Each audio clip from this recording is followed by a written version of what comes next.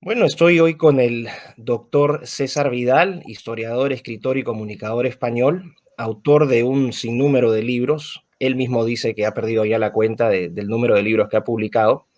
Pero hoy vamos a conversar de su último libro, que se llama Un mundo que cambia. Y creo que es muy importante tocar este tema porque es actualidad pura y dura. Así que, doctor Vidal, un honor y un placer tenerlo aquí. Gracias por aceptar mi invitación. Un placer, un placer. Muchas gracias a usted por la invitación. Bueno, empecemos entonces. Un mundo que cambia. ¿Qué lo motiva a usted a escribir este libro que acaba de publicar hace pocas semanas? Bueno, vamos a ver. Sí, efectivamente es un libro que ha aparecido en español hace pocas semanas. Va a aparecer en inglés el 14 de agosto, Dios mediante. Y ya está en los listados de los más vendidos en inglés en Amazon, Estados Unidos, por ese mecanismo de la preventa que hace que el libro se venda antes de que exista, ¿no? Que es algo maravilloso en nuestro tiempo. Yo decido escribir Un mundo que cambia ante la sensación, a veces triste, a veces cómica, de ver cómo hay una insistencia en intentar explicar el mundo en el que vivimos de acuerdo a los patrones de la Guerra Fría. Es decir, parece ser que la Unión Soviética no desapareció nunca, que seguimos en ese paradigma que va desde el final de la Segunda Guerra Mundial hasta el año 91, en que desaparece la Unión Soviética, y bueno, lo que han pasado en 30 años no tiene la menor importancia. Es como gente que hubiera asistido a la derrota de Napoleón y bueno, 40 años después, 30 años después, siguiera entendiendo la política europea sobre la base del emperador Napoleón, que ya hacía mucho tiempo que se había muerto. Eso a mí personalmente me da mucha tristeza, a veces me resulta cómico, suele ser una muestra muchas veces de pereza intelectual, es decir, puesto que nos han enseñado cómo es el mundo, el que el mundo cambie no va a hacer que nosotros cambiemos nuestra apreciación del mundo, pero claro, eso es muy negativo, porque al final el análisis que se lleva a cabo de la realidad mundial, pues es un análisis que forzosamente tiene que ser equivocado. Es como si ahora intentáramos explicar el mundo sobre la base de dos buenos chicos que se llamaban Hitler y Mussolini, ¿no? Bueno, pues eso es disparatado porque desaparecieron en el año 1945, ¿no? Y en ese sentido, la idea era poder mostrar cómo es el mundo en el que vivimos, que es un mundo que cambia, que es un mundo donde la diferenciación entre izquierda y derecha cada vez es más desvaída, es menos clara, está menos definida, donde además el gran enfrentamiento ya no es entre un bloque liderado por los Estados Unidos y otro bloque liderado por la Unión Soviética, sino fundamentalmente entre aquellos que son partidarios de la agenda globalista y aquellos que pretenden mantener la independencia, la soberanía nacional de su patria, y donde además los dogmas políticos pues no son los mismos que en la época de la Guerra Fría. Es decir, estamos viviendo una dogmática política que a algunos les parecerá la verdad absoluta y a otros el disparate absoluto, pero que en cualquiera de los casos no es la que había hace 30 años. El libro pretende acercarse a cómo las democracias se han ido erosionando enormemente, a cómo la agenda globalista está marcando en grandes términos la agenda mundial y a cómo van discurriendo los grandes bloques en el mundo, que es la última parte del libro, donde se habla lo mismo de la Unión Europea que de África, que de Oriente Medio, que de Rusia, que de China, que suelen ser categorías geográficas muy mal entendidas porque la gente se sigue empeñando en que vivimos en la Guerra Fría, que se acabó hace 30 años. Perfecto. Entonces, podríamos entonces partir de la idea de que el punto de análisis suyo es este anacronismo ideológico, por ponerlo Es de un alguna gran... Bueno, ese es el punto de partida, es decir, no podemos seguir siendo anacrónicos si queremos entender el mundo en el que vivimos y aparte de no ser anacrónicos, vamos a explicar el mundo en el que vivimos, porque realmente no se puede entender con esas categorías de hace 30 años. Es más, si uno intenta entenderlo, las consecuencias son ridículas, el mundo es incomprensible, no podemos enfrentarnos con los desafíos de hoy en día. Vamos a ver qué pasa en el mundo actual y a partir de aquí vamos a sacar nuestras conclusiones. Perfecto. Entonces, podría este eje tradicional de izquierda a derecha que ha existido incluso antes, ¿no? Podríamos remontarnos fines del siglo XVII, ya con Locke y toda esta 18. tradición. Bueno, la izquierda y la derecha surgen como tales a finales del 18 en la Ujú, Revolución Francesa y surgen de una manera casi cómica, es decir, los revolucionarios más extremistas se sentaron a la izquierda y además en unos escaños que estaban elevados y por eso los llamaban la montaña, más que la ujú, izquierda la montaña, y los más moderados, que eran los girondinos, estaban sentados en los de la derecha, que además eran más bajos y por eso los llamaban la llanura. De manera que nos hemos pasado 2 siglos hablando de izquierda y derecha, pero podríamos haber llamado a los dos bloques la montaña y la llanura perfectamente, porque no hemos hecho nada más que seguir ese vocabulario de la Revolución Francesa. Eso yo creo que tiene un sentido, con todo lo que haya evolucionado la izquierda y la derecha, pero eso tiene un sentido posiblemente hasta el final de la Guerra Fría. ujú, Porque a partir de entonces los paradigmas políticos empiezan a aparentar que ya son distintos, queda claro que son distintos.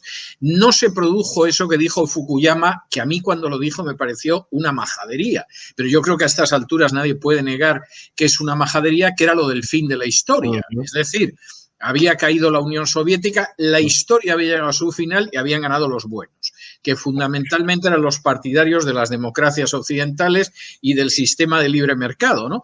Bueno, yo recuerdo, yo era bastante más joven hace 30 años que ahora, y recuerdo cuando yo leí el libro de Fukuyama y dije, pero ¿de verdad este hombre puede ser tan estúpido? O sea, se cree realmente que la historia se termina, porque si hay algo que define la historia es que no se termina. Es decir, ujú, la historia continúa y evoluciona y cambia y muta y trasciende, pero lo que no hace nunca es pararse y decir, ya hemos llegado aquí y a partir de aquí se terminó. Eso lo pudo soñar Marx pensando en la sociedad socialista, pero a eso le dedicó muy pocas páginas, o sea que ujú, tampoco él estaba seguramente muy convencido de eso. Entonces, esa visión es absurda, no se corresponde con la realidad. Y de hecho se han ido produciendo fenómenos que no hay manera de que se puedan explicar cuando uno parte de la base de que ha habido un fin de la historia y con una victoria de los buenos y la derrota de los malos, etcétera. No, eso es falso, eso nunca tuvo ninguna base. Y ujú, entonces la historia ha seguido evolucionando y una de las cosas que nos ha mostrado pues es que esa división entre izquierdas y derechas cada vez se ha ido haciendo una división más desvaída. ¿Quién ujú. hubiera pensado, sinceramente, en los años 60 del siglo pasado, que China iba a convertirse en una sociedad capitalista bajo una dictadura del Partido Comunista? Nadie. Claro. O sea, no nos vamos a engañar. Nadie lo hubiera pensado. ¿Y quién Ujú, hubiera pensado que partidos tradicionalmente de derechas iban a asumir una agenda globalista con el mismo entusiasmo que los partidos de izquierdas? Pues absolutamente nadie. ujú. Entonces, esas categorías todavía quedan residuos, pero son categorías que han ido perdiendo su valor para analizar la realidad desde hace décadas. Perfecto. Entonces, podríamos decir de alguna manera que estas ideologías o corrientes de pensamiento político tradicionales, ¿no? Comunismo, socialismo, liberalismo, libertarismo, conservadurismo, tal como las entendemos hoy, entonces no tendrían una mayor validez en el plano político y teórico. ¿Usted lo ponen Yo en ambos creo, planos? Yo creo que han quedado muy retrasadas porque el mundo en última instancia ha cambiado. Igual que en un momento determinado el feudalismo no decía nada, aunque quedaban resquicios del feudalismo, pero Ujú, eso se veía que estaba saliendo de juego.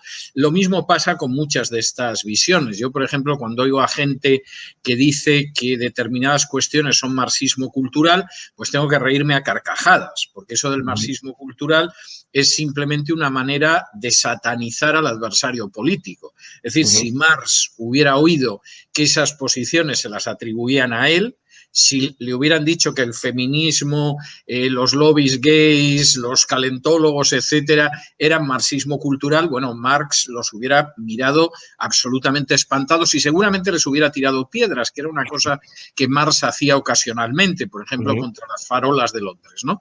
Entonces, todo eso es disparatado, no nos permite acceder a la realidad y no nos permite analizarla. ¿Cuál es el gran elemento que existe hoy en día, que marca un nuevo paradigma político? Pues es el fenómeno de la agenda globalista, que no es lo mismo que la globalización. La globalización es un fenómeno maravilloso que hace que usted y yo estemos hablando a pesar de que tenemos un océano entre medias. La globalización es un fenómeno maravilloso que hace que los libros que yo veo detrás de usted, pues a lo mejor no los ha comprado en su ciudad, sino que se los han enviado desde Estados Unidos o se los han enviado desde París, porque el fenómeno es así. La globalización es lo que hace que la chaqueta que yo llevo ahora mismo puesta se ha fabricado en Asia y yo la he podido comprar en América. Y ese es un fenómeno maravilloso. Cuestión aparte es la agenda globalista. La agenda globalista, aunque por supuesto hay gente que es muy imaginativa y tiende a disparatar, es una agenda cuyos defensores siempre han reconocido que existía. Es interesante que, por ejemplo, en las memorias de David Rockefeller, que tiene páginas muy interesantes y otras muy aburridas, pero quizá en el capítulo más interesante, él dice, se nos ha acusado a mí y a mi familia de actuar en contra de los intereses de Estados Unidos y en favor de una cábala de financieros y de intelectuales que persiguen un nuevo mundo, un nuevo orden global. Y entonces, y él dice, se nos ha acusado y dice a continuación, si esa es la acusación, yo me declaro culpable y estoy orgulloso de ello. Y el resto del capítulo de sus memorias, Rockefeller lo dedica a insistir en que las naciones-estado ya no tienen sentido, la época de las naciones-estado pasó y se terminó, y la única salida es ir hacia un nuevo orden mundial en el cual entidades supranacionales están por encima de las naciones, aunque esas entidades supranacionales no las ha elegido nadie, no tienen ninguna legitimidad democrática ni cosa parecida. Y él narra entre esas entidades en las que él ha intervenido, pues la Trilateral, el Club Bilderberg, el Consejo de Relaciones Exteriores, etcétera, que son entidades por encima de los países que aspiran a que finalmente haya un solo gobierno mundial y bueno, pues de alguna manera las naciones que conocemos hoy en día sean simples protectorados de ese gran gobierno mundial. Esa es la agenda globalista y es una agenda que ha defendido lo mismo Rockefeller que George Soros o que los últimos pontífices desde Juan XXIII que han hecho continuamente referencias a la necesidad de un gobierno supranacional. Otra cuestión es que los fieles católicos se hayan enterado de ello, pero en los documentos pontificios hay una insistencia y no es algo que viene del Papa Francisco, aparece también en Juan Pablo II, en Juan XXIII, en Benedicto XVI, de abogar por un gobierno supranacional que se ocupe de solucionar lo que supuestamente las naciones son incapaces de abordar. Muy interesante. Ahora, ¿cuál es el contenido entonces? Si estamos desprovistos de estas ideologías tradicionales, usted me menciona esta agenda globalista, de la cual hace una correcta, creo, desde mi perspectiva, distinción con la globalización. ¿Cuál es el contenido ideológico de este globalismo y cuál sería su contraparte? Bueno, vamos a ver, el contenido más que ideológico es un contenido práctico. Es decir, nosotros tenemos una meta que se define por la necesidad de que reconozcamos que las naciones no tienen sentido, es decir, la nación ya es una entidad inútil, sin capacidad para solucionar nada, y entonces, aunque permitamos que las naciones sigan existiendo, lo que tenemos que crear finalmente es una supraestructura de supragobierno, de nuevo orden mundial, que sea el que dicte a las naciones lo que tienen que hacer. ¿Esto qué implica en términos prácticos? Porque claro, cuando empiezan hablando de que todo el mundo va a tener agua potable, todo el mundo va a ser sano, etcétera, todo esto suena de maravilla, obviamente. Pero esto finalmente tiene una serie de dogmas que son muy claros, que llevan a ese control mundial que hace que las ambiciones de un Hitler o de un Stalin pues nos parezcan modestas por comparación. Bueno, primero vamos a ir a una reducción drástica de la población del planeta. Es decir, nosotros tenemos que reducir la población del planeta.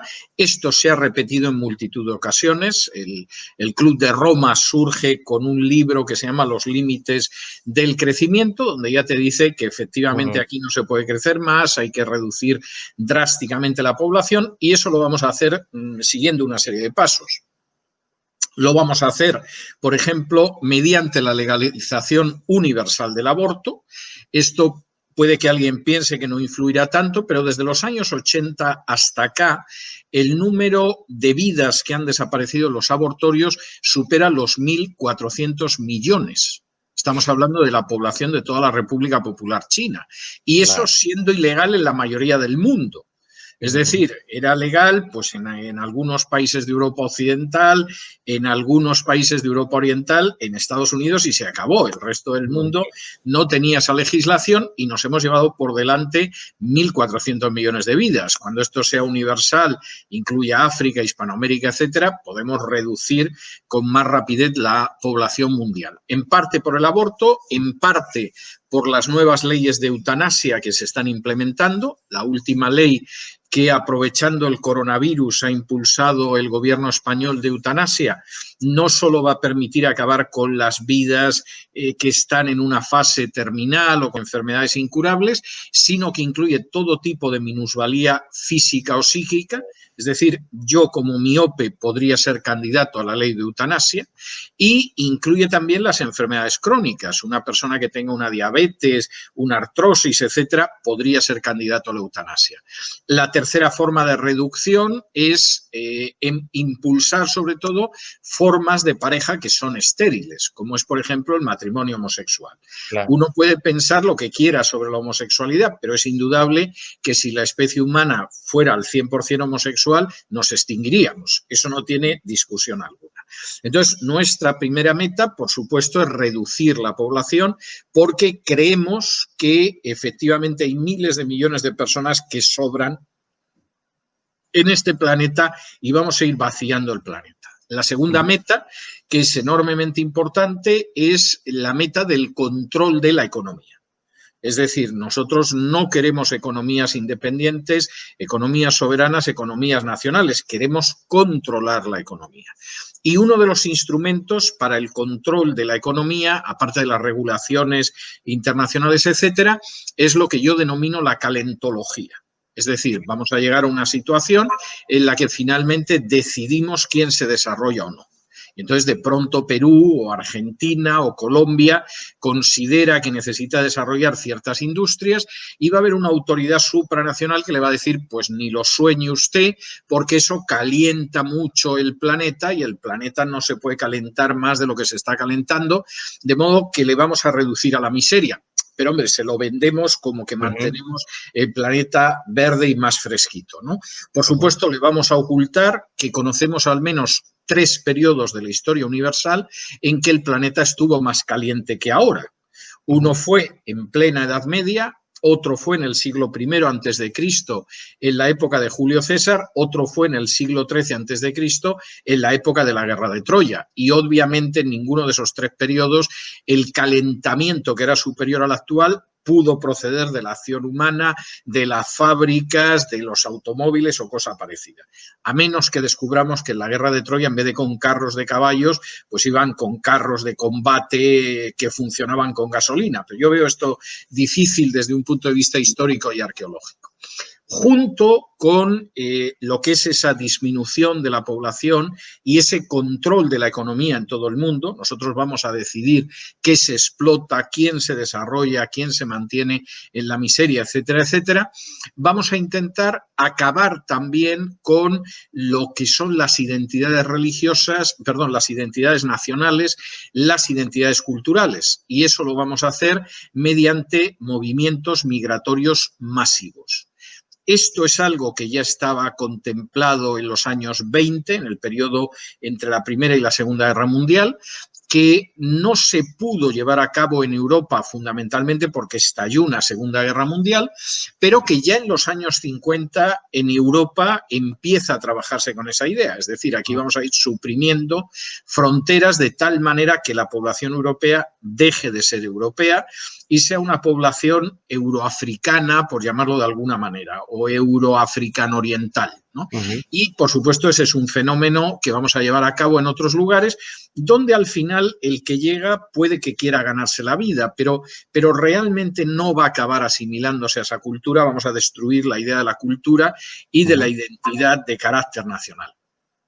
Yo creo que finalmente el último paso, junto con el control de la economía, de las fronteras, el destripamiento, el desmembramiento de los estados, la reducción de la población, pues es posible que en algún momento acabe instituyendo algún tipo de dogma común para todo el planeta, porque ya estamos en una fase en que discutir, por ejemplo, las migraciones se equipara con la herejía. Si uno discute en un momento determinado la ideología de género, se ha convertido en un hereje.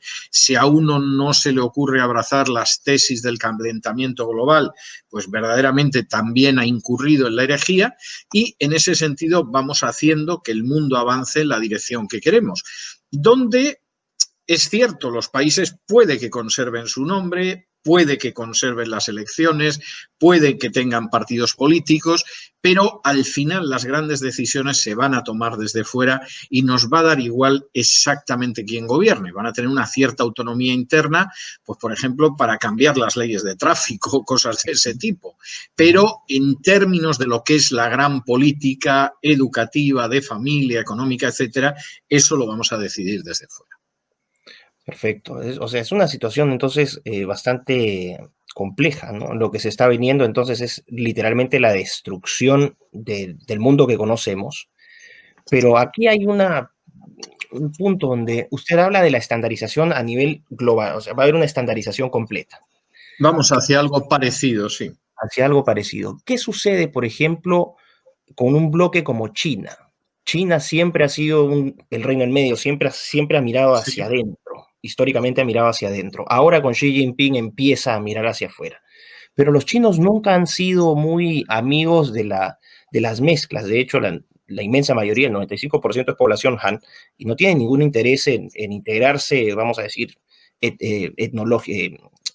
étnicamente con el resto del planeta, culturalmente con el resto del planeta. ¿Cómo se va a dar entonces ese bloque de estandarización que Bueno, vemos en Occidente con China? ese es uno de los granos que le ha surgido en el cuerpo a la agenda globalista, ¿no? Y yo dedico todo un capítulo a China porque además me parece muy importante comprender China, y me temo que mucho de lo que se dice y se escribe sobre China es un disparate. De hecho, tengo que decirle que hace un par de horas yo estaba en una entrevista de televisión que el tema era China, o sea, y me habían llamado precisamente para entrevistarme sobre ese tema, y yo que he viajado mucho a China en los últimos 4 años, la verdad es que tengo que decir que una parte elevadísima de la información que hay sobre China en Occidente es ridícula, no tiene punto de contacto con la realidad. No es que sea una mala lectura, no, es que no tiene nada que ver. Como en las películas de Hollywood, todo parecido es pura coincidencia.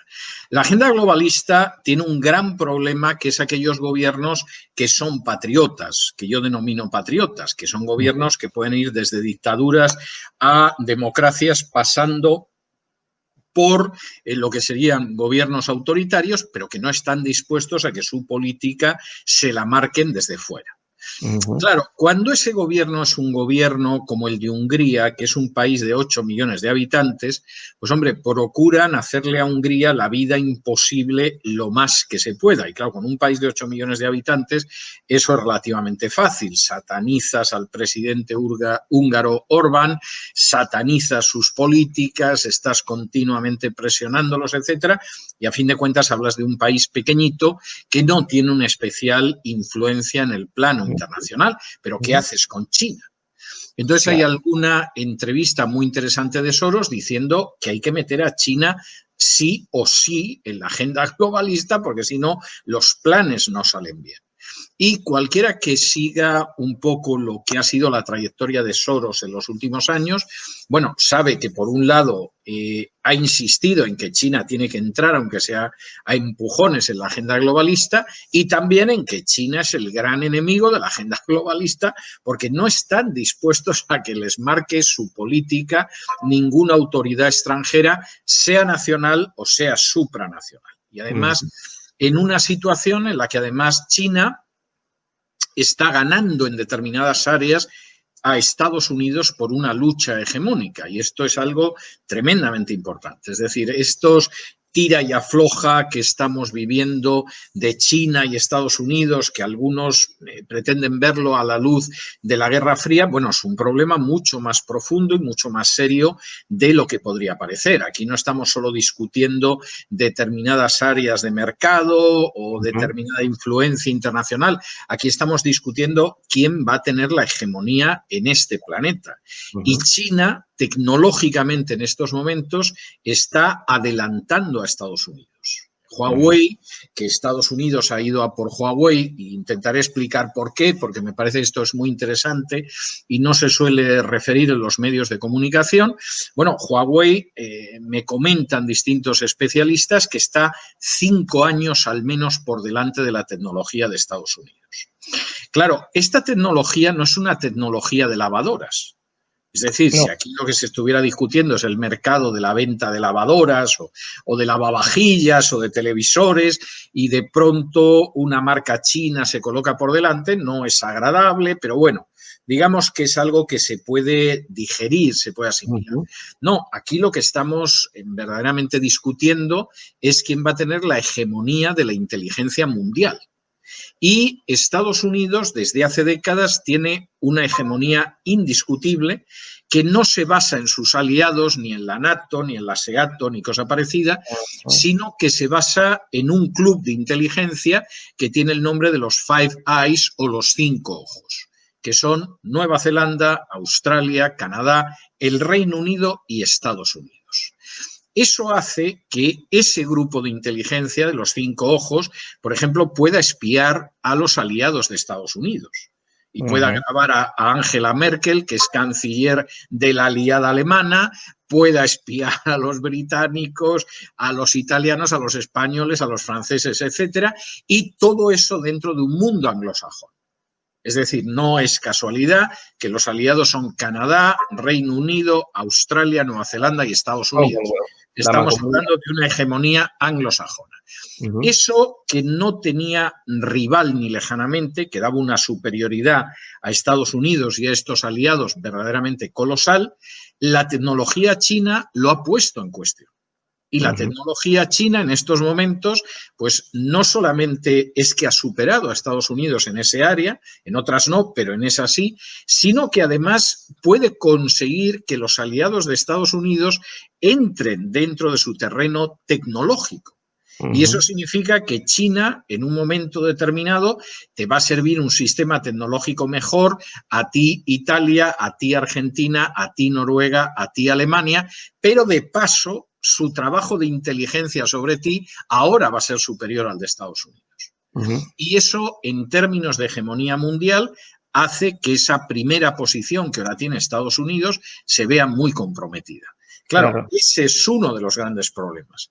Hay otros problemas menores, es decir, Rusia también no es una dictadura como la China, es un gobierno autoritario, pero también tiene una política patriótica. Y de hecho, la última reforma de la Constitución rusa, que ha sido hace pocas semanas, era una reforma que la gente no se enteraba de qué iba, las informaciones que yo he leído eran penosas y fundamentalmente es una reforma antiglobalista.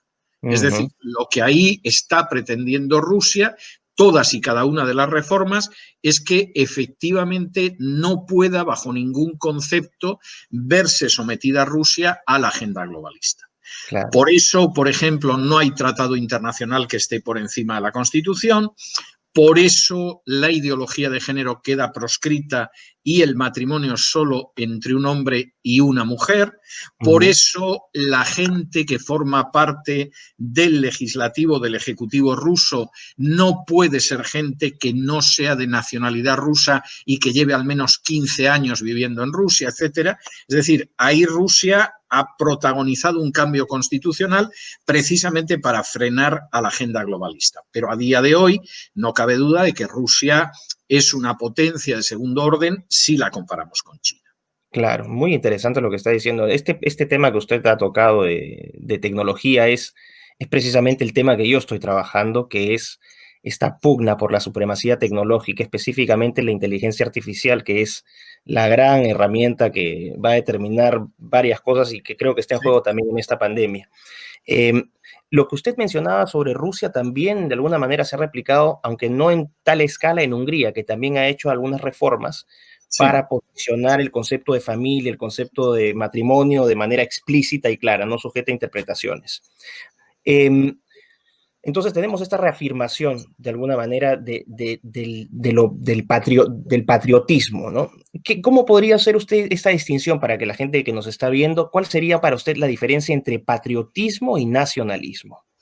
Yo creo que esa diferencia la estableció de muy buena manera un gran patriota francés que fue el general de Gaulle, que fue el jefe de la resistencia francesa, esa resistencia que, como él decía, frente a los invasores alemanes, como él decía, dice, al principio no había casi nadie y al final casi no había nadie que estuviera fuera, ¿no? Es decir, al principio dentro de la resistencia no había casi nadie y al final fuera de la resistencia no había casi nadie. Y esa fue una batalla que quien la libró fue De Gaulle. De Gaulle señalaba que el patriota es el que ama a su patria por encima de las otras patrias, mientras que el nacionalista es el que odia a las otras patrias precisamente para colocar por encima la suya. Es decir, el patriota insiste en los aspectos positivos de su país, ama su nación. El nacionalista necesita siempre tener un elemento de carácter victimista, de carácter negativo, de resentimiento frente a otras situaciones, ¿no? Entonces, De Gaulle, por ejemplo, era un patriota, estaba convencido de que Francia tenía que tener un papel importante en la historia, lo había tenido durante siglos, amaba a su país, pero no despreciaba a otros países. Hitler aborrecía a otros países muy claramente, igual que a etnias, a grupos sociales, etcétera, etcétera. Yo creo que esa es la gran diferencia. Y de hecho, y por dar otra anécdota del general de Gaulle en este sentido, cuando se produce la batalla de Stalingrado, y acaba la batalla de Stalingrado con una aplastante derrota del ejército alemán, tienen más de 1 millón de bajas que le causa el ejército soviético. La Unión Soviética invita a De Gaulle a que vaya a Stalingrado en plena guerra mundial y vea aquello. Y cuando De Gaulle llega a Stalingrado dice, es increíble que llegaran hasta aquí. Y entonces le dicen el ejército rojo y dicen, no, los alemanes. Es decir, De Gaulle podía estar combatiendo a los alemanes, tenía claro que eran el enemigo de su patria, que había que arrojarlos de su país, etcétera, pero eso no le cegaba para decir, bueno, es increíble que los alemanes hayan llegado hasta aquí, hasta las orillas del Volga, invadiendo la Unión Soviética, ¿no? Y yo creo que esa es la idea del patriota. Tú puedes amar enorme, entrañable, sentidamente a tu país, pero eso no hace que odies a otros países, que los culpes de todo, que consideres que además hay pueblos que habría que exterminar, etcétera, etcétera. Perfecto. Entonces, volviendo al tema del patriotismo, vamos a hablar en ese término. Tendríamos el caso de Rusia, tendríamos el caso de Polonia, Hungría, o sea, el grupo de Visegrado, estaríamos hablando de Estados Unidos con Trump, probablemente algunos resquicios. Bolsonaro en Brasil. Bolsonaro en Brasil, que es un caso muy importante. Es decir, son países geopolíticamente importantes, a pesar de que, ¿no? El caso de Rusia o Brasil, que son potencias, como usted bien dice, de segundo orden, pero generan un poder de gravitación muy fuerte en sus áreas de influencia. En el caso de China también, obviamente, ¿no? Claro, y además es curioso, y esto es algo que suele diferenciar al nacionalista del patriota. Yo he viajado mucho por China, conozco Rusia bien desde hace mucho tiempo, incluso he traducido libros de Solzhenitsyn del ruso al español en su época. Quiero decir, son países que conozco bien y que estoy muy cercano y muy al día con ellos. Si me permite, brevemente, sí, brevemente. sí. ¿Cuántos, por favor, sáqueme de la duda, cuántos idiomas habla o es capaz de traducir? Porque esto es increíble. Por favor, y después Yo traduzco 16 idiomas, puedo hablar 8. Pero, okay. pero entre otras cosas, porque yo estoy convencido de que es muy difícil acercarte a una cultura sin conocer el idioma. Es decir, yo al final terminé estudiando chino y cuando estudias chino efectivamente entiendes muchas cosas. Al final pensamos de acuerdo a una estructura idiomática que no es lo mismo en el caso de un alemán que de un árabe que de un japonés. Y esto es algo para mí elemental, aunque es verdad que mucha gente parece desconocerlo. Entonces, por ejemplo, en el caso de China y de Rusia es muy interesante la manera en que ellos han hecho una reconstrucción patriótica de la historia. Porque en los dos casos vienen de dictaduras comunistas. De hecho, en China sigue existiendo una dictadura comunista. Pero claro, tú te quedas sorprendido cuando tú llegas a Nanjing y Chiang Kai-shek, gran enemigo de Mao Zedong en el curso de la Guerra Civil China, es un héroe. Y se reivindica a Chiang Kai-shek. Y puedes ver el despacho donde estaba su gobierno, y eso es un museo. Y además se alaba cuando combatió a los japoneses, etc. Entonces, Chiang Kai-shek en un momento determinado pudo no captar supuestamente la grandeza de Mao, del Partido Comunista, etc., pero lo hemos reincorporado a nuestra historia. Y eso es algo que era impensable en la época de Mao, por supuesto, pero que ahora es indiscutible. Entonces, los museos chinos, que crea que no exagero si digo que son los mejores del mundo. Yo he visto museos de la calidad de los museos chinos, pero no superiores. Es verdaderamente impresionante el arte museístico que tienen, verdaderamente impresionante, incluso en ciudades de tercera, de cuarta categoría los museos son excepcionales. En esos museos hay toda una integración de la historia china. Sí, es decir, son chinos los emperadores, aunque fueran perversos, los militares, los filósofos, los escritores. Nosotros conservamos toda la historia china. Podemos reconocer que ha tenido limitaciones, pero hemos recuperado a Confucio, hemos recuperado al primer emperador. Es así. En el caso de Rusia ha sucedido igual, y eso es algo que va de la mano de Putin. Entonces, frente a una historia de Rusia muy ideologizada desde el año 17 hasta el año 91, donde además ya se sabía quiénes eran los buenos y quiénes eran los malos, y esto era muy claro, y la revolución proletaria y bla, bla, bla, en la historia rusa actualmente se ha incorporado a todo el mundo. Hacen una serie para televisión extraordinaria que se llama Rusos fuera de Rusia, que es documentales sobre los generales blancos que perdieron la guerra civil contra los bolcheviques y además reivindicándolos.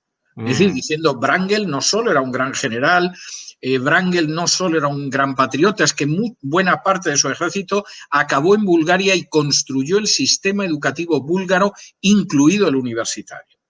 Hacen una película que ha tenido un éxito tremendo, que es Admiral, el almirante, que es sobre la figura del almirante Kolchak, al que, por supuesto, vomitaron todo tipo de improperios los bolcheviques durante décadas, pero que en esa película aparece como uno de nuestros héroes que reivindicamos, porque no negamos los héroes de ninguno de los dos bandos. Y yo recuerdo la última vez que estuve en Moscú, que entré en una librería, estaba viendo libros para niños, y uno de los que compré era tremendo, porque era un libro que en la portada aparecía un boyardo, o sea, un soldado de Iván el Terrible. Después aparecía un soldado de Pedro el Grande, que combatió a los suecos. Después aparecía un soldado de Alejandro I, que combatió a los invasores franceses. Y luego aparecía un soldado de Stalingrado, que había combatido a los invasores alemanes. Y la idea era clara, es decir, independientemente de que fueran zares, una dictadura comunista, lo que fuera, todos son hijos de la madre Rusia y a todos les debemos reconocimiento y respeto por encima de las ideas políticas.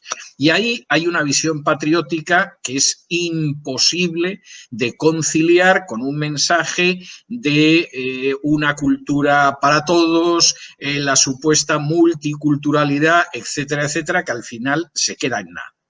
Y de ahí las normas pues, que se han promulgado en países como Rusia, como China, pero también, como es el caso de Hungría, en el sentido de nosotros vamos a defender nuestra soberanía, nuestra independencia, nuestra cultura y nuestra historia. No es que despreciemos a los otros, pero esto lo vamos a defender. Y por mucho que haya una Agenda 2030 de Naciones Unidas, no vamos a cambiar. Claro. Ahora, viendo estos casos entonces de relativo éxito, ¿no? Trayendo a colación o haciendo un resumen y una especie de, vamos a decir, es una mala palabra, pero no encuentro ahorita otra, una serie de mestizaje histórico entre las diferentes etapas que ha tenido estos países, la reafirmación de su identidad nacional probablemente sea el punto central. Estas experiencias en China, en Rusia, en los países del Grupo de Visegrado, Polonia, Hungría, ¿qué posibilidades ve usted fuera de estos pequeños, bueno, no en el caso de Rusia y China, pero fuera de Rusia y China en el resto del mundo, esta reivindicación de la patria, de la identidad nacional, de los estados-nación, del concepto de fronteras? ¿Cómo ve? Bueno, yo creo que depende mucho de la conciencia nacional que tengan el resto de los países. Es Ujú. decir, si efectivamente en esos países se sigue conservando una conciencia nacional, pues evidentemente va a haber una oposición frente a ello. Y yo creo que hay países en distintas naciones europeas que efectivamente están diciendo esto no puede ser, o sea, vamos a Ujú. desaparecer culturalmente, ¿no? Yo creo que será más fácil en aquellos casos en que el proyecto nacional es un proyecto integrador y no es un proyecto excluyente. Es decir, por ejemplo, en apariencia, el proyecto polaco tiene más éxito a lo mejor que el ruso. En la práctica no, porque el proyecto nacional polaco siempre ha ido muy vinculado a la religión. Ujú. Y eso que aparentemente crea mayor homogeneidad, luego en la práctica, sin embargo, es muy problemático, porque hay gente que deja de creer o que cree en otras cosas y que queda fuera de ese proyecto nacional. Yo creo que ese ha sido siempre el talón de Aquiles en el caso de Polonia. En otros países es curioso la manera en que están sabiendo incorporar eso. Por ejemplo, Rusia ha sido mayoritariamente ortodoxa a lo Ujú. largo de la historia, sí, pero en estos momentos están integrando a los musulmanes, a los protestantes, a los católicos, a los judíos. Es decir, hay una idea de que en última instancia, pues bueno, sí, reconocemos el papel de la Iglesia ortodoxa, pero uno puede ser judío, puede ser protestante y, sin embargo, ser tan ruso como un ortodoxo. Es decir, es un proyecto absolutamente integrador y en ese sentido seguramente es mucho más sólido el proyecto ruso que el proyecto polaco. Sucede incluso en el caso de China, es decir, China teóricamente es un estado ateo y además de ateísmo científico, Ujú. pero aunque dependes mucho del capricho de la autoridad local de turno, sin embargo, ha permitido un grado de libertad religiosa que era impensable hace simplemente 20 años. Es decir, Ujú. uno ve iglesias evangélicas, en estos momentos más del 10% de la población de China es evangélica, no es ninguna tontería. Ujú. Seguramente en la próxima década el país con más evangélicos del mundo ya no será Estados Unidos, sino que será China. Ujú. Uno ve mezquitas, yo he estado, por ejemplo, en barrios musulmanes en China, donde la mezquita la ha restaurado el Estado. Es decir, no lo han hecho los fieles musulmanes, que podían haberlo hecho, sino que esa mezquita la ha restaurado el Estado. Y allá aparece la placa donde te dice que, bueno, esto fue deshecho en la Revolución Cultural o en la Guerra Civil y el Estado siente el orgullo de poder restaurar esta mezquita que viene desde tal fecha y es una mezquita que además se utiliza para el culto, no solo es un museo. Entonces, yo creo que esos proyectos patriotas, pero que a la vez son integradores, es Ujú. decir, que asumen que los bolcheviques podían tener héroes, pero los ejércitos blancos también, que efectivamente la religión mayoritaria ha podido ser la rusa ortodoxa, pero los judíos tienen su papel en la historia de Rusia, etcétera.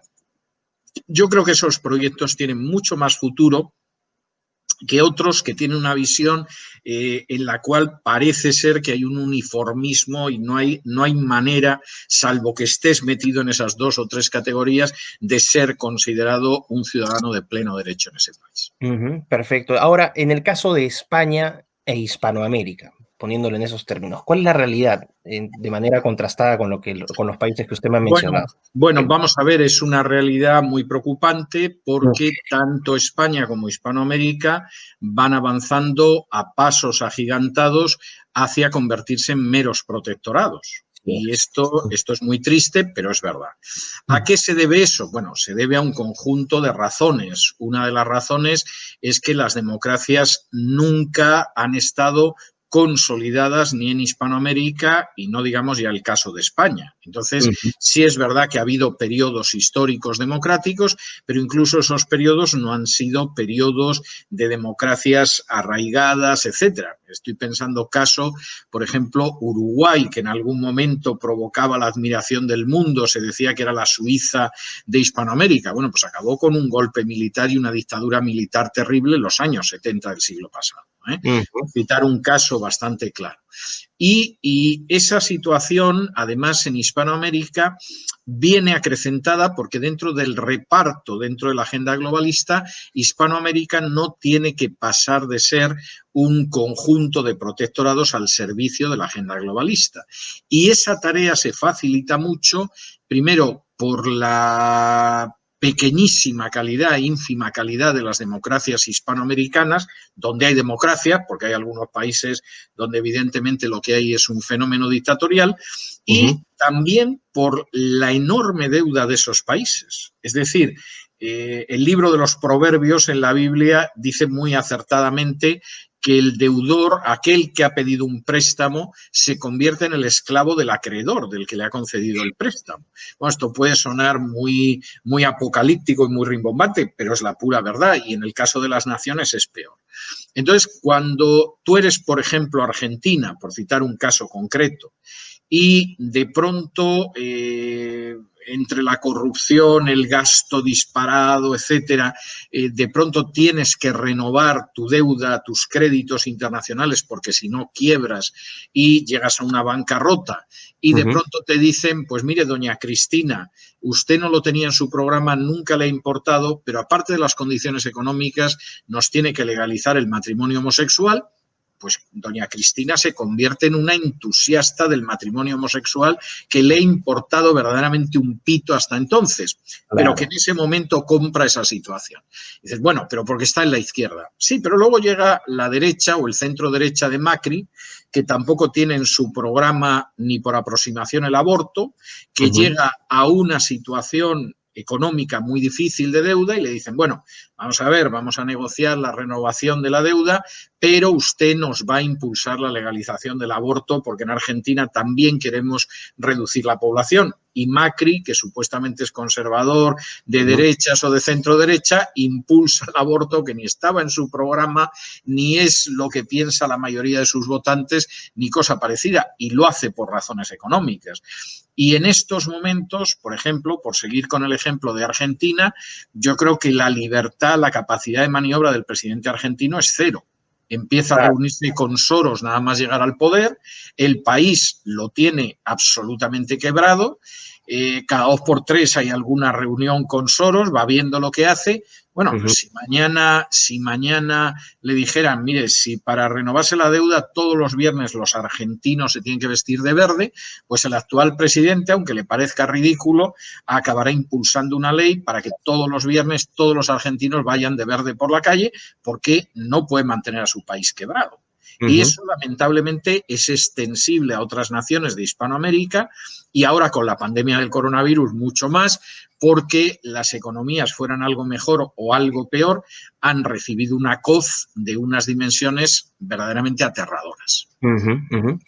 Que el panorama entonces es bastante oscuro. Yo también llego a conclusiones similares a la suya desde otra perspectiva, la científico-tecnológica, pero también estoy de acuerdo con lo que usted está diciendo. Eh, ¿cuál es la respuesta? ¿Qué hacemos? ¿Cómo responder ante esta situación? ¿Tiene algún tipo de...? Bueno, vamos a ver, la única respuesta que hay frente a este tipo de situación, que no es fácil, porque entre otras cosas los medios de comunicación están en manos de quienes están, pues evidentemente pasa por intentar impulsar una política de carácter patriótica, que además sea una política de principios y una política que se enfrente con la idea de que, mire, yo no le voy a tolerar que convierta usted mi nación en un protectorado. Es decir, que esto sea una nación que tiene elecciones, que sigue teniendo la bandera, el himno nacional, al menos de momento, pero luego las grandes decisiones no las está tomando la nación. Las grandes decisiones las toman unos señores que pueden estar en ese momento en Suiza o que pueden estar en ese momento en Nueva York o que pueden estar en ese momento en Singapur. claro. Y eso pasa efectivamente por una nación que dice, no, o sea, usted no me puede tratar a empujones e imponerme estas políticas, porque estas políticas van a acabar convirtiendo mi nación en una nación de esclavos. Esto, por otro lado, mi libro Un mundo que cambia, hay un apéndice sobre el coronavirus, porque cuando el libro ya iba a imprenta empezó la pandemia y a mí no me resultaba difícil prever lo que iba a suceder. De hecho, en el libro lo comento. Todo esto sucede cuando hay un bombardeo continuo de la necesidad de ese gobierno supranacional que nos va a librar de infinidad de problemas, pero una de las cosas que ha quedado clara con el coronavirus es que las organizaciones supranacionales todavía funcionan peor que las naciones. Es decir, naciones que han gestionado pésimamente la epidemia de coronavirus, empezando por España, que va en cabeza de muertos y contagiados por millón de habitantes. En números absolutos hay otros países por delante, pero en términos relativos está España. Hay países que lo han hecho muy mal. Pero es que resulta que la ONU lo ha hecho muy mal. Es que resulta que la NATO no se puede decir ni que lo haya hecho. La Organización Mundial de la Salud ha sido un desastre. La OEA desaparecida totalmente en combate. Es decir, no ha habido una organización multinacional como para decir estamos a salvo si vamos a un gobierno supranacional. No, lo que hay que decir es que estos todavía son capaces de hacerlo mucho peor. Es decir, la Organización de Naciones Unidas lo único que ha conseguido durante la pandemia es que 50 y tantas naciones firmaran un documento comprometiéndose a que fueran cuales fueran las condiciones de la pandemia, no iban a suspender la práctica de los abortos, porque los abortos forman parte de lo que se denomina, con un eufemismo casi criminal, pues derechos de salud y reproductivos de la mujer. Y entonces esos 50 y tantos países firman que pase lo que pase con la pandemia y estén como estén el resto de dolencias que se ven afectadas por la pandemia. Sin embargo, lo que se va a cuidar como una de las prioridades sanitarias es la práctica del aborto. Esto es todo lo que ha conseguido Naciones Unidas, es para echarse a temblar. La Organización Mundial de la Salud, casi mejor no hablar. Yo creo que ha sido algo verdaderamente bochornoso, adelante, atrás, a izquierda, derecha, sin saber por dónde iba. Bueno, pues yo creo que una de las cosas que ha quedado claro es que esa idea que lo mismo aparece en encíclicas de Benedicto XVI, que en discursos de Juan Pablo II, que en las actividades de Rockefeller o de Soros, de que ese nuevo orden supranacional nos va a solucionar todo, lo que ha quedado de manifiesto es que todavía lo pueden hacer mucho peor de los gobiernos que no, en general, tampoco se han lucido haciéndolo bien. Y la segunda circunstancia que yo anunciaba en ese epílogo es que efectivamente se iba a aprovechar esa especie de eclipse, de apagón de las instituciones para impulsar nuevas normas de la agenda globalista. Es decir, aprovechando que no funciona el Parlamento, que no funciona el Congreso, que no funciona el Senado, que no funcionan los jueces, etcétera, bueno, pues vamos a ir impulsando normas para ir ganando posiciones. Y efectivamente eso lo han hecho, aunque con grandes derrotas. Hace apenas unas horas el Tribunal Supremo de México ha decidido que no legalizaba el aborto por encima del Congreso. Es decir, que en última instancia el Poder Judicial tiene un papel a la hora de decir si determinadas normas son constitucionales o no, pero no puede sustituir al legislativo a la hora de legislar. Claro. Lo cual parece elemental, pero hemos llegado a una situación en que ya no es tan elemental ni es tan claro. En aquellas naciones donde haya una resistencia frente a esto, y además creo que puede ser gente de la extracción más diversa, es decir, creyentes, no creyentes, a la izquierda, a la derecha, incluso apolíticos, pero que simplemente aman a su nación, aman su cultura, aman a su familia. Claro, ahí el poder de resistencia puede ser enorme y puede frenar esto. En aquellos países donde no se produzca una reacción ciudadana, pues va a ser mucho más fácil avanzar esa agenda globalista. Y para cerrar ya con esta línea que usted tira, ¿qué nos jugamos en noviembre con las elecciones de Estados Unidos? Hombre, nos jugamos mucho porque a fin de cuentas Estados Unidos sigue siendo la primera potencia mundial.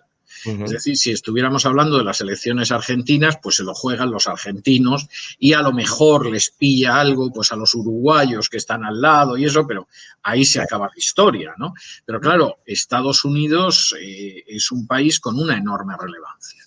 Si gana Trump, presumiblemente va a continuar frenando al menos buena parte de la agenda globalista por 4 años. De hecho, hay mucha gente que la pregunta que se hace no es si gana Trump, porque cree que Trump va a ganar, sino que la pregunta que se hacen es qué va a pasar después de esos 4 años. Ujú. Si gana Biden, Biden es un gran globalista, pero además tiene otros problemas añadidos que son muy serios. El Partido Demócrata está prácticamente abducido por los socialistas. De hecho, los comités que crean todo lo que es el programa de aplicación del presidente del Partido Demócrata son comités en los cuales de los 9 miembros en cada uno de los comités, que además son comités muy en la línea de la agenda globalista, no de las necesidades nacionales, de los 9 miembros en todos los comités, 5 son de Biden, 4 son de Sanders. Esto significa de entrada que el resto del partido no pinta nada. Es decir, o eres Biden o eres Sanders y el resto del partido ha sido expulsado a las tinieblas externas. Pero también significa, cuando uno va viendo los nombres, que en muchísimos casos la política que se acabaría implantando es la de Sanders, porque de la gente de Biden hay mucha gente que está exactamente en esa misma línea. Entonces, el Partido Demócrata ahora mismo es un partido abducido internamente por unos socialistas que son pocos, pero que han crecido extraordinariamente en poder en los últimos 4 años y que además están dispuestos a liquidar cualquier disidencia moderada dentro del Partido Demócrata. Y, por otro lado, por un personaje que siempre ha sido en los últimos años de la agenda globalista como Biden, pero que además es muy corrupto. Es decir, la corrupción de Biden casi es paradigmática, casi es un ejemplo de corrupción, y además es un personaje con un deterioro mental muy fuerte. Sí. Es decir, aquí Sí, el temor que uno tiene, porque Biden es muy senil. Yo he visto a Biden hace 8 años machacar a Ryan, que era el niño bonito de los republicanos.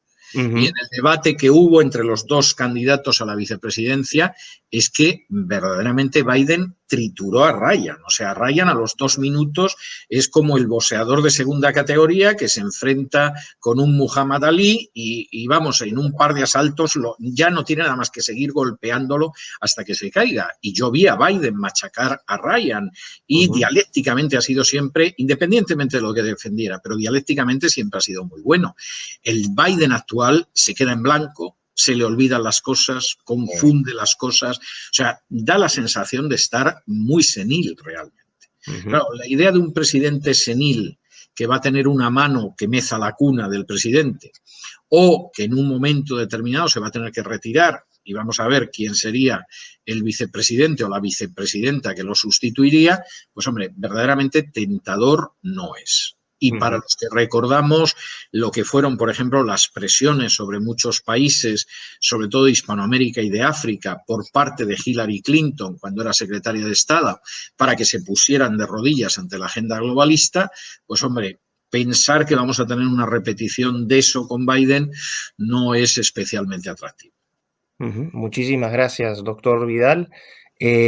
Un mensaje de cierre de esperanza para no terminar en una... Es que yo creo que hay esperanza, sinceramente. O sea, hay gente que yo sé que todo esto Súbale el ánimo a la gente que todavía... lo contempla de una manera apocalíptica, etcétera, etcétera, pero yo creo sinceramente que hay razones para la esperanza y que se han producido victorias en distintas partes del mundo. Comentaba cómo hace apenas unas horas y como consecuencia de activistas pro vida se ha frenado en México que el Tribunal Supremo haya decidido legalizar el aborto y que haya tomado además una decisión legal, dicho sea de paso. O sea, no es que se le haya presionado, no, es que ha tomado la decisión legal que tenía que tomar.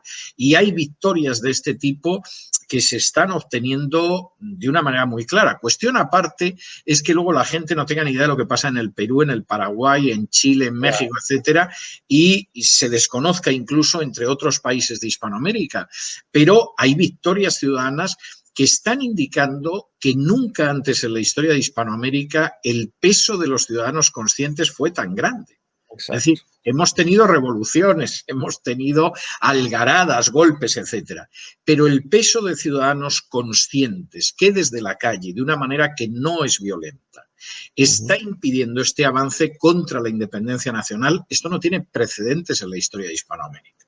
Incluso me atrevería a decir que ni siquiera tiene precedentes en la historia mundial, porque la lucha por los derechos civiles en Estados Unidos en los 60 fue en Estados Unidos.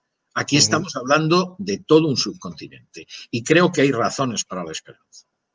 Bueno, muchísimas gracias, doctor. Ha sido un placer, un honor. Gracias por su amplitud de conocimiento. Siempre es muy interesante escuchar voces informadas y tan instruidas como la suya.